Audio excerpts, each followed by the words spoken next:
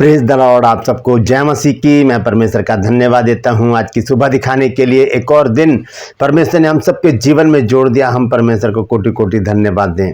एक नया संदेश लेकर मैं आपका दोस्त पास्टर राज मैसी आपके सम्मुख उपस्थित हूं और आप देख रहे हैं मेरा यूट्यूब चैनल जिसका नाम है ब्रदर राज मैसी।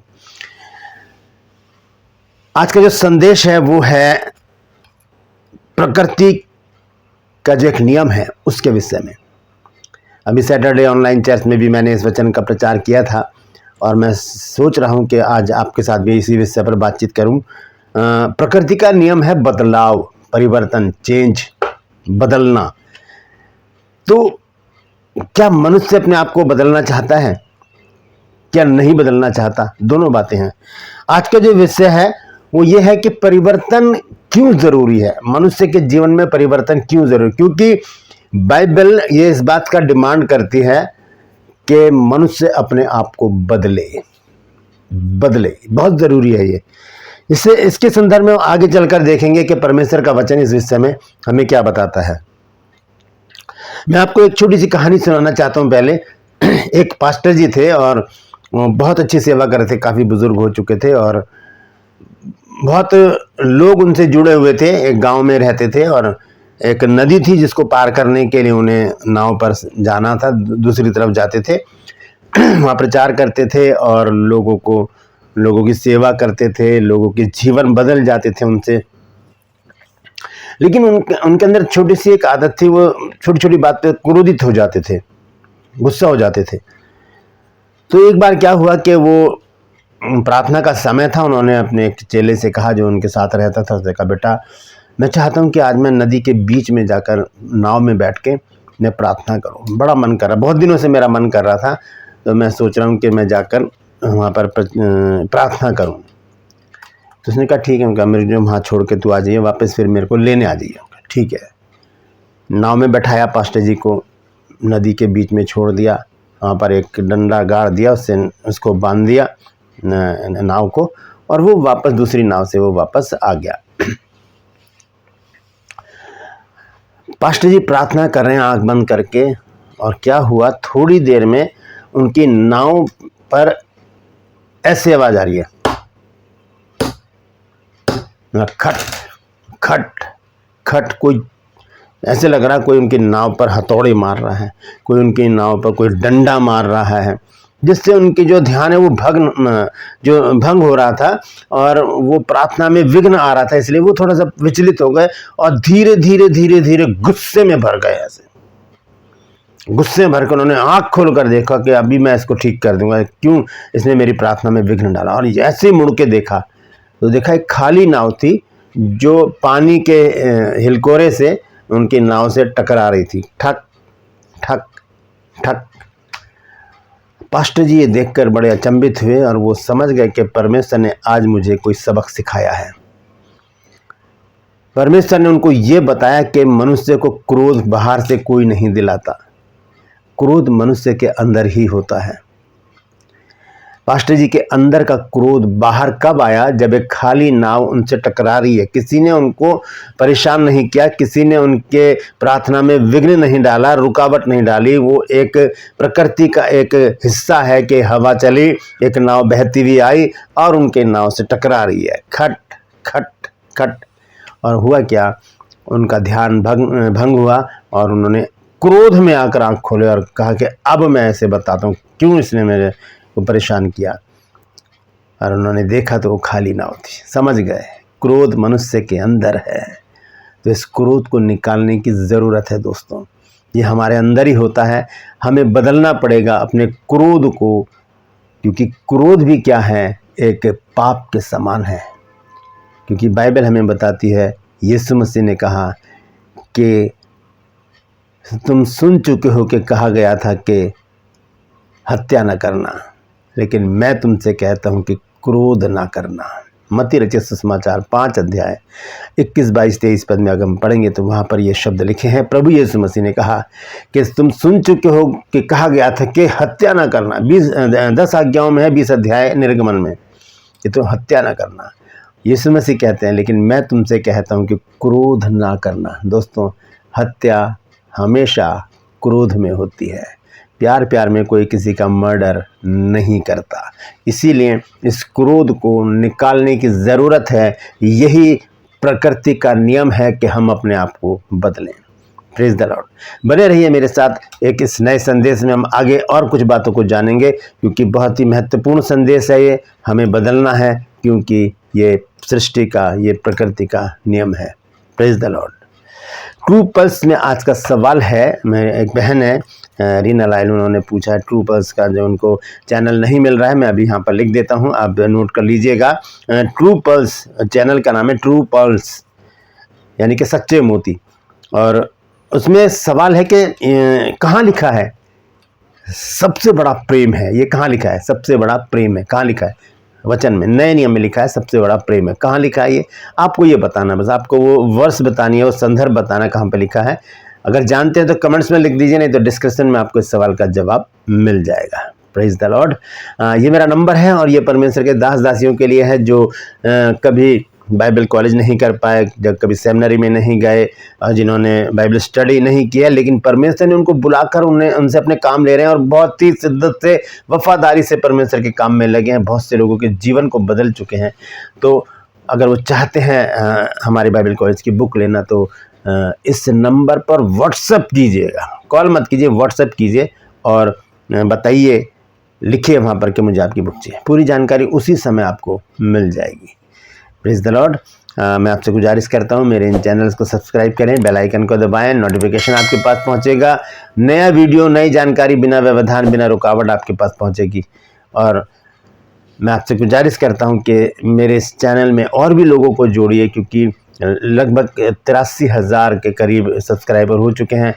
हमारा टारगेट है 1 लाख का। तो ज़रूर इसके लिंक लोगों तक भेजिए, ताकि और भी लोग हमारे साथ जुड़ सकें। जो मेरा विज़न है हॉस्पिटल का, उसके लिए प्रार्थना में लगे रहिए, क्योंकि बहुत जल्दी हम उस निर्माण को शुरू करेंगे। क्योंकि परमेश्वर का काम है, ना मेरा है ना आपका है। परमेश्वर अपने काम को पूरा करता ही है। अगर दाऊद नहीं तो सुलेमान, मंदिर तो बना ना। इसी तरह से परमेश्वर हमारे इस काम को भी ज़रूर करेगा। Praise the Lord. आइए एक छोटी सी प्रार्थना करते हैं, उसके बाद आज के वचन में चलेंगे। प्रभु जी, मैं धन्यवाद देता हूँ आज की सुबह दिखाने के लिए, और विनती करता हूँ प्रभु जी, आज के वचन को भी शेयर करने मेरी मदद सहायता कर। मेरे होठों को, मेरे दिल दिमाग को छूकर ब्लेस कर। मेरी आत्मा और मेरा शरीर तेरे ही कब्जे में रहे, ताकि बोलने वाला मनुष्य नहीं बल्कि तेरा आत्मा हो। जो भी गुण भेद की बातें आज के इस वचन में छिपी हैं, वो हम पे प्रकट करना, ताकि प्रभु जी हम उन वचनों को जाने और उसी के अनुसार अपने जीवनों को व्यतीत करने वाले बन सकें। जितने भी लोग इस वचन को देख सुन रहे हैं, उन सब पर मैं तेरी आशीष बोलता हूँ। हर एक को आशीषित कर, हर एक की रोग बीमारी, चिंता परेशानी को अपने सामर्थ्य नाम के द्वारा दूर कर। हर एक घर से लड़ाई झगड़े, मनमुटाव, बांझपन, कर्जा, नशा, बेरोजगारी, बुरी बीमारियां, कमी घटियां प्रभु जी, और तलाक की समस्या अपने बच्चों के घरों से दूर कर दे प्रभु जी। और जो लोग खो गए हैं प्रभु, और किसी भी कारण घर नहीं पहुंच पा रहे हैं, उन्हें प्रभु जी उनके घर तक पहुंचा, ताकि उन घरों में भी आनंद मनाया जाए। धन्यवाद देता हूँ प्रभु, तूने मेरी प्रार्थना को सुनकर ग्रहण किया है। प्रभु यीशु के नाम से मांगता हूँ, आमीन। Praise the Lord. तो आज का जो संदेश है वो परिवर्तन के विषय में है, कि परिवर्तन क्यों ज़रूरी है। एक पास्टर अगर क्रोध में अपनी सेवा को कर रहा है तो वो जायज़ नहीं है, क्योंकि परमेश्वर उसको सबक ज़रूर बताएगा कि बेटा ये क्रोध जो है ये सही नहीं है। क्रोध 2 प्रकार का होता है, एक होता है स्वार्थी, एक होता है निस्वार्थ। एक स्वार्थी क्रोध वो होता है कि आपका कंधा किसी से टकरा दिया, आप टकरा गया चलते में, आपने मुड़ के उसे गाली दे दी और हाथापाई हो गई और फिर मारपीट हो गई, और फिर वो चीज़, वो गुस्सा गलत है। कंधा टकरा गया, कोई बात नहीं, हो जाता है, इतनी भीड़ भाड़ है, कंधा टकरा दिया, कोई बात नहीं है, तो चलता है, बोल दीजिए कोई बात नहीं, सॉरी, आगे निकल जाइए, कुछ भी नहीं होगा। नहीं तो हो सकता है कि अगर आप किसी से भिड़ गए, आप शेर हो, तो वो हो सकता है वो सवा शेर हो। तो इस तरह से हम ऐसे झगड़ों से बच सकते हैं अगर इन व्यर्थ के क्रोध से। एक होता है निस्वार्थ क्रोध। आप किसी के घर में गए हैं, मीटिंग में हैं, और वहाँ पर बच्चे हैं बहुत सारे। आप जब मीटिंग खत्म होने के बाद आपने देखा वो लड़का, जिनके घर में आप गए, उनका बेटा है पनवाड़ी की दुकान पर खड़ा सिगरेट पी रहा है, आपको थोड़ा गुस्सा आएगा। आप जाकर कहें क्या बात है बेटे, अभी परमेश्वर के वचन को सुना आपने और आपको गुस्सा आ जाएगा ऐसे। अगर सॉरी अंकल, आज के बाद मैं नहीं करूँगा। ये गुस्सा जायज़ है। अगर किसी के भले के लिए अगर हम गुस्सा कर रहे हैं, क्रोध कर रहे हैं, तो ये क्रोध जो है वो जायज़ है। ये निस्वार्थ क्रोध है जिसका हमारे अंदर होना ज़रूरी है, लेकिन स्वार्थी क्रोध नहीं, वो नहीं। तो परिवर्तन बहुत ज़रूरी है, हमें बदलना पड़ेगा अपने आप को। और हम जानते हैं परिवर्तन, बदलाव प्रकृति का नियम है। अभी गर्मियाँ चल रही हैं, थोड़े दिनों बाद सर्दियाँ आ जाएंगी, सर्दी आएंगी और अभी थोड़े दिनों बाद आप देख रहे हैं मैं शर्ट पहन के बैठा हूँ, तो हो सकता है कि थोड़े दिनों बाद स्वेटर या ब्लेज़र पहन कर मैं बैठूँ या खड़ा हूँ आपके लिए वीडियो बनाने के लिए, क्योंकि ये प्रकृति का नियम है, चलता रहता है। गर्मी, सर्दी, बरसात, अभी गर्मी है, फिर सर्दियाँ आएंगी, फिर उसके बाद बसंत आएगा, उसके बाद बरसातें लग जाएंगी। ये नियम है और परिवर्तन जो है वो बहुत ज़रूरी है मनुष्य के जीवन में, मनुष्य के जीवन में। देखिए, अगर हम बदल नहीं रहे तो हम परमेश्वर का मुकाबला कर रहे हैं, क्योंकि 2 जगह बाइबल में लिखा है कि परमेश्वर कभी नहीं बदलता। आइए उन वचनों को देखते हैं सबसे पहले, उसके बाद हम आगे चलेंगे। हम देखेंगे मलाकी की पुस्तक है 3 अध्याय और उसका 6 पद। यहाँ पर लिखा है, क्योंकि मैं यहोवा बदलता नहीं, इसी कारण हे याकूब की संतान तुम नाश नहीं हुए। लिखा है कि मैं यहोवा, क्योंकि मैं यहोवा बदलता नहीं। परमेश्वर नहीं बदलता कभी भी, लेकिन वो चाहता है कि मनुष्य अपने आप को बदले। परमेश्वर दिखता नहीं है किसी को, लेकिन वो सबको देखता है। Praise the Lord. और इब्रानियों में लिखा है 13 अध्याय 8 पद में, यीशु मसीह कल, आज और युगानुयुग एक सा है, कभी नहीं बदलता। ये दोनों पद हमें ये बताते हैं कि परमेश्वर कभी नहीं बदलता। अगर वो बदल जाए तो हम नाश हो जाएं, ये बात पक्की है।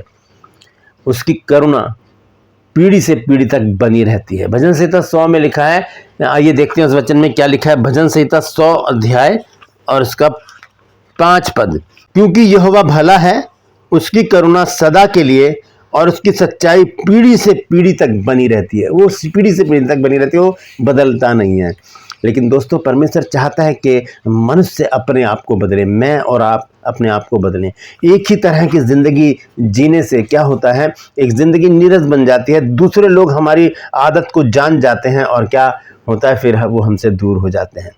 एक पास्टर जी जंगल में से जा रहे थे और उनको आवाज़ आई, बचाओ बचाओ बचाओ करके। तो उनके हाथ में लाठी थी और उन्होंने क्या करा, उस लकड़ी से देखा गाय का एक गोबर पड़ा था वहाँ पर, उन्होंने क्या करा, उसे हटा। तो उसके अंदर एक बिच्छू था, बिच्छू, और उन्होंने उसको हटा दिया। तो बिच्छू ने कहा कि पास्टर जी, आपने मुझे इस गंदगी में से निकाल तो दिया, थोड़ा सा अपने हाथ में रख कर मुझे कहीं किसी पानी की तरफ ले जाओ, मैं नहा लूँगा तो मैं साफ़ हो जाऊँगा। उन्होंने कहा चलो ठीक है। उन्होंने क्या किया, एक कहानी है ये, सिर्फ सच्चाई नहीं है, एक दृष्टांत के रूप में।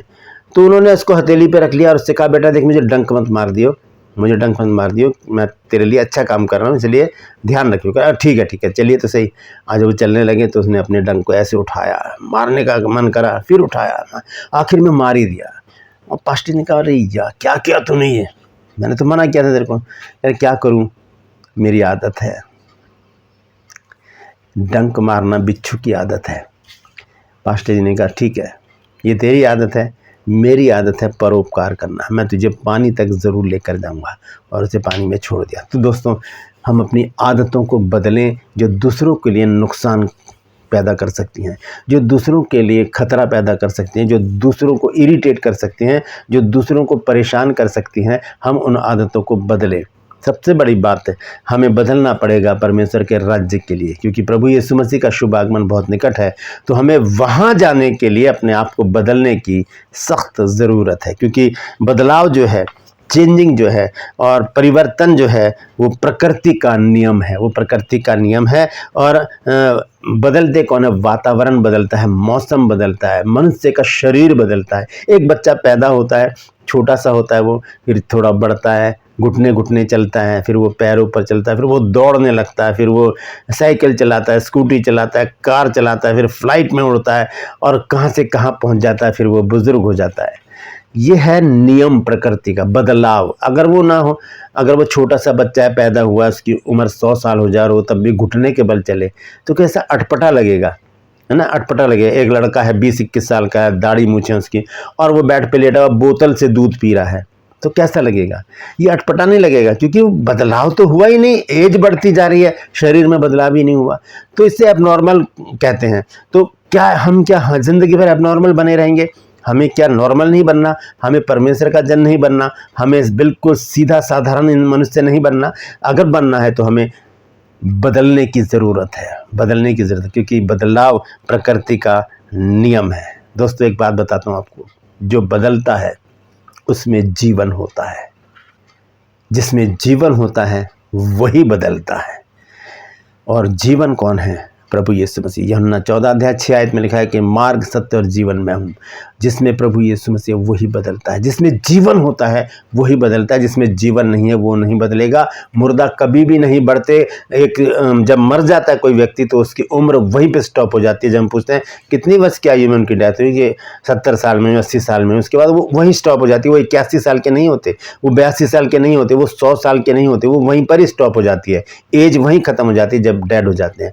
तो इसका मतलब क्या है कि मनुष्य अगर बदलना चाहता है तो उसे इस बात को ध्यान में रखना होगा कि मुझ में जीवन है तो मुझे बदलना पड़ेगा। कौन नहीं बदलता? जो पत्थर होता है। आप जिस घर में रहते हैं, चाहे वो एक मंजिल, चाहे वो कॉटेज हो, चाहे वो कोठी हो, चाहे वो फ्लैट हो, चाहे वो आपका पूरा मकान हो, जड़ से हो, 1 मंजिल, 2 मंजिल, 3 मंजिल, 4 मंजिल का मकान है आपका। आप कितने साल से वहाँ पर रह रहे हैं? 20 साल, 30 साल से, 40 साल से। लेकिन वो मकान बड़ा नहीं, वो वही है, 4 मंजिल का ही है। क्यों? क्योंकि उसमें जीवन नहीं है। अगर उसमें जीवन होता तो वो 5 का हो जाता, 6 का हो जाता, 7 का हो जाता, और कहाँ पहुँच जाता? स्वर्ग तक पहुँच जाता। उसमें जीवन नहीं है इसलिए वो 4 मंजिल का रह गया।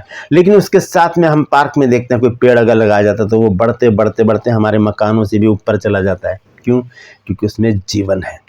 दोस्तों, अगर हमारे अंदर जीवन है तो हमें बदलना बहुत ज़रूरी है। अगर हम नहीं बदलें तो हम परमेश्वर के लोग नहीं हैं, परमेश्वर के वचन को मानने वाले नहीं हैं, परमेश्वर के वचन को पढ़ने वाले नहीं हैं। क्योंकि परमेश्वर चाहता है कि हम अपने आप को बदलें। हम देखते हैं यहेजकेल नबी की पुस्तक, उसका 18 अध्याय है और 30, 31 और 32 आयत में पढ़ूंगा। देखिए यहाँ पर क्या लिखा है। परमेश्वर का वचन यहाँ बताता है कि प्रभु यहोवा की ये वाणी है, हे इज़राइल के घराने, मैं तुम में से हर एक मनुष्य का न्याय उसकी चाल चलन के अनुसार करूंगा। पश्चाताप करो और अपने सब अपराधों को छोड़ो, तभी तुम्हारा अधर्म तुम्हारे ठोकर खाने का कारण ना होगा। अपने सब अपराधों को जो तुमने किए हैं दूर करो, अपना मन और अपनी आत्मा बदल डालो। अपना मन और अपनी आत्मा बदल डालो।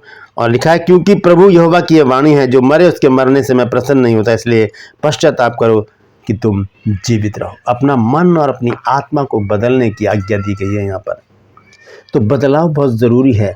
अगर हम नहीं बदलेंगे, आपको याद होगा प्रभु यीशु मसीह ने जब प्रचार करना शुरू किया तो सबसे पहला प्रचार प्रभु यीशु मसीह का यही था। मत्ती रचित सुसमाचार 4 अध्याय 17 पद, वहाँ लिखा है कि मन फिराओ क्योंकि स्वर्ग का राज्य निकट आया है। मन फिराने की ज़रूरत है, बदलने की ज़रूरत है, परिवर्तित होने की ज़रूरत है, चेंज करने की ज़रूरत है। अपने व्यवहार को, अपनी ज़ुबान को, अपने मन को, अपने आत्मा को, अपने हृदय को, अपने आप को बदलने की ज़रूरत है। अगर हम नहीं बदल रहे तो हम पत्थर हैं। अगर हम नहीं बदल रहे तो हम बिच्छू के समान हैं, जानवर शरीके हैं। हमें बदलने की ज़रूरत है। अपने क्रोध को आज ख़त्म कर दें, आज अपने घमंड को ख़त्म कर डालें। परमेश्वर से प्रार्थना करें, प्रभु मुझे शक्ति बल सामर्थ्य दे ताकि मैं बदल जाऊं।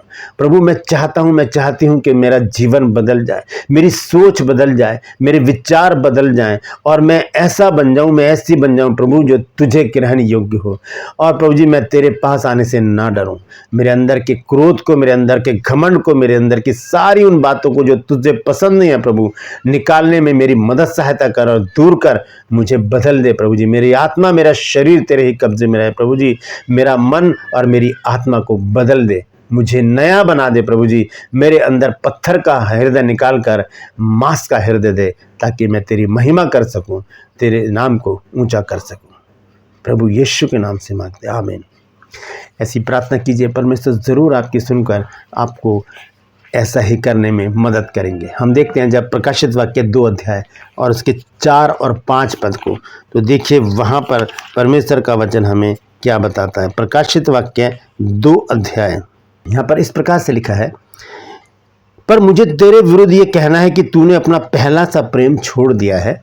सो चेत कर कि तू कहाँ से गिरा है और मन फिरा और पहले के समान काम कर, और यदि तू मन ना फिराएगा तो मैं तेरे पास आकर तेरे दीवट को उस स्थान से हटा दूंगा। तो लिखा है कि चेत कर के तू कहाँ से गिरा है। हम चेत करने का मतलब है सोचें, आपे में आए। जैसे कि वो उड़ाऊ पुत्र आपे में आया, तब उसे पता चला मैंने गलती करी, वापस अपने पिता के पास आया। वहाँ पर उसने चेंज किया अपने आप को, उसने अपने आप को बदला। अगर वो अपने आप को नहीं बदलता तो उसका बाप उसे एक्सेप्ट नहीं करता। हम अपने आप को चेंज नहीं करेंगे तो परमेश्वर हमें एक्सेप्ट नहीं करेगा।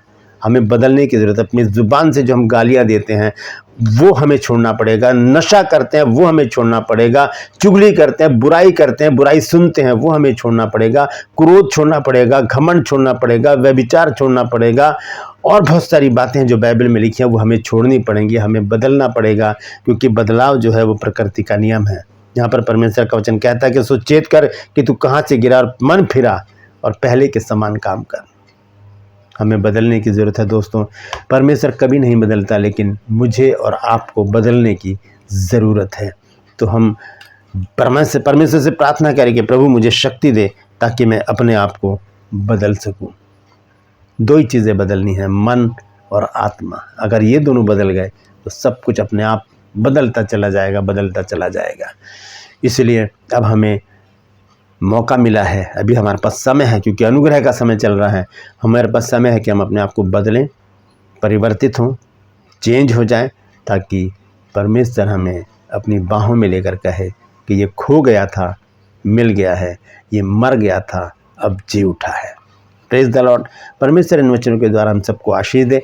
यदि आज आपने कुछ नया सीखा है तो कमेंट्स में ज़रूर लिखिए और इस वचन को शेयर कीजिए ताकि और भी लोग इन बातों को जान सकें। Praise the Lord. True pulse में आज का सवाल है कि कहाँ लिखा है सबसे बड़ा प्रेम है। जानते हैं तो कमेंट्स में लिख दीजिए, तो डिस्क्रिप्शन में आपके सवाल का जवाब मिल जाएगा। Praise the Lord. ये मेरा नंबर है, ये नंबर है परमेश्वर के दास दासियों के लिए जो प्रभु की सेवा कर रहे हैं उनके लिए है। वो मुझे कमेंट्स करें, व्हाट्सएप पर कमेंट्स करें कि आपको बुक चाहिए, पूरी जानकारी आपको दी जाएगी। और मैं गुजारिश करता हूँ, जो मेरा विज़न है हॉस्पिटल बनाने का, परमेश्वर का काम वहाँ पर ज़रूर होगा, इतना मैं वायदा करता हूँ, क्योंकि मैं आपको बता चुका हूँ कि उसकी एंट्री में ही राइट हैंड पर एक हॉल होगा जहाँ पर परमेश्वर के दास लोग 24 घंटे प्रार्थना करेंगे। और हर शनिवार को परमेश्वर के दास लोग पूरे हॉस्पिटल में एक एक मरीज़ के लिए प्रार्थना करेंगे। ये मेरा विज़न है जो परमेश्वर ने मुझे बताया है। अगर आप इसमें हिस्सा लेना चाहते हैं तो आगे आइए और इस प्रोजेक्ट को पूरा करने में मेरी मदद कीजिए। Praise the Lord. आज के लिए बस इतना ही, फिर मिलूंगा एक नए संदेश के साथ, एक नया वीडियो लेकर। तब तक के लिए मुझे इजाज़त दीजिए, लेकिन अपना और अपनों का ख्याल कीजिए। Praise the Lord. परमेश्वर आप सबको आशीष दे।